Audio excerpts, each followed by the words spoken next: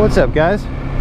Got Dave here, and you might notice that the dash is a little bit different on this bike now. That's why I'm off to a late start today. I was rigging up the Scott's steering dampener kit and my new Supermoto mirrors that I just got off of eBay for like $12. They're like super cheap, super cheesy. I stripped out these screws when I was putting them in, but it seems like it's tight, so I'm just gonna like leave it alone and not touch it, and hopefully it'll stay tight.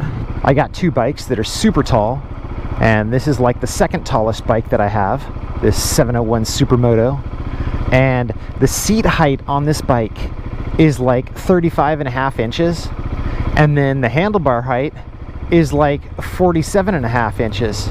You know, it's like almost 3 feet high on the seat height, like the standover, and it's almost 4 feet high how high these bars are from the ground. It's like not that big of a deal for me because I'm like 6 feet tall and I'm real lanky. You know, I got really long arms and long legs, so I do all right as far as like getting my leg over the seat, you know, and getting my feet on the ground when I come to stops and stuff like that. Like, I do okay.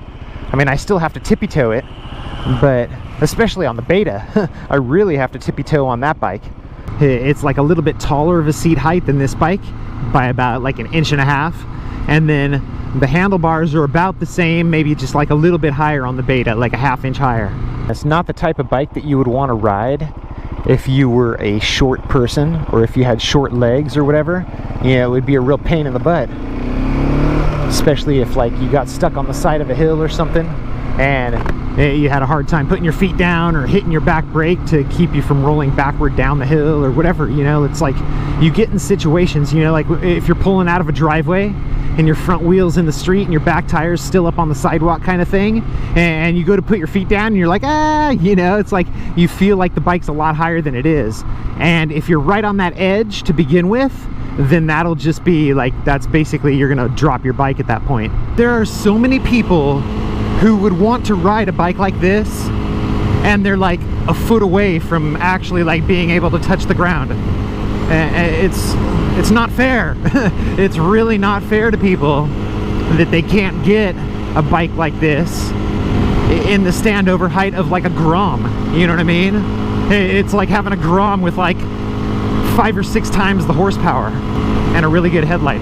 Woo!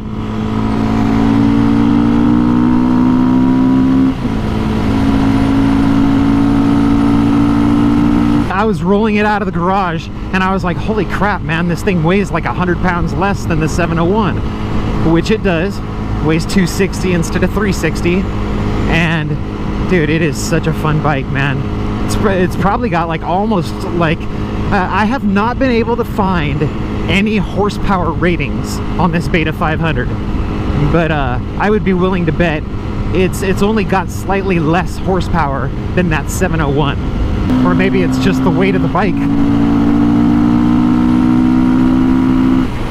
Maybe it's just the weight of the bike that makes it feel so fast. I don't know.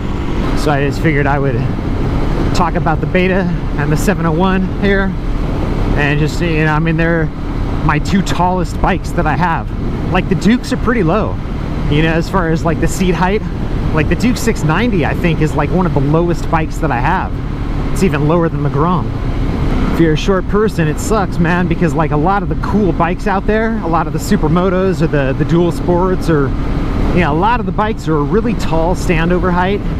And even like the sport bikes where like the seat itself is really not like a very high standover, the tail is a lot higher than the seat, so it's like you've still got to swing your leg up and over that tail in order to get on the bike. And for a lot of guys, like shorter guys with shorter legs, like I'm saying, yeah, it's just, it sucks, dude. Yeah, it really takes away your options of what bikes you can comfortably ride. And I don't know, I think that like manufacturers need to think about that. You know, they even offer like different versions, you know, like how mountain bikes, like you can get like a medium frame or a small frame or a large frame. It's like, dude, what if you could order like different bikes? Like you could order an R1, but you could get like a small R1 or a large R1. That would be freaking cool, dude, because there's a lot of big guys out there that ride sport bikes, and their knees are like basically like touching their face, you know, because they're like so big that like on that sport bike that it's not comfortable for them. And if they could get a large version, I think they would probably go for that. I think that would be a cool option for manufacturers to offer to their customers. But anyway, whatever. Have a great day. I'll talk to you later, and I'll see you in the next video. Peace.